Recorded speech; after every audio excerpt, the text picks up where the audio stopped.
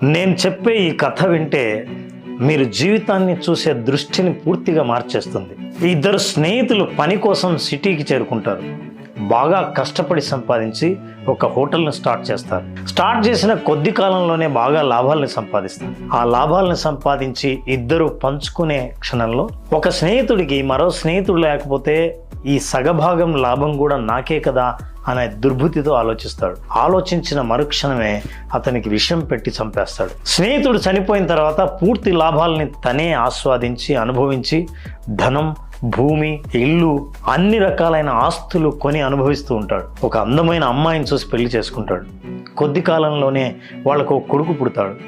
కొడుకు పెరిగి పెద్దవగానే ఉన్నత చదువుల కోసం విదేశాలకు పంపిస్తాడు. విదేశాల్లో అతను చదువుకుంటుండగా ఒక విచిత్రమైన వ్యాధికి గురవుతాడు. ఆ వ్యాధి ఎన్ని ప్రయత్నాలు చేసినా ఆ వ్యాధికి చికిత్స దొరకదు. తండ్రి తన ఆస్తిని అమ్మవలసి వస్తుంది, హోటల్ని అమ్మవలసి వస్తుంది, భూముల్ని అమ్మవలసి వస్తుంది.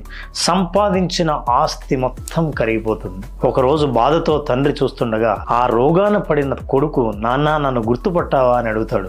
నాకెందుకు గుర్తుకు లేదు, నువ్వు నా కొడుకు కదా అంటాడు. కాదు నాన్న, నేను 30 సంవత్సరాల కిందట నువ్వు నన్ను చంపేశావే, ఆ స్నేహితుడినే నీ కొడుకుగా వచ్చాను, నా భాగాన్ని నేను తీసుకోవడానికి వచ్చాను అని అంటాడు.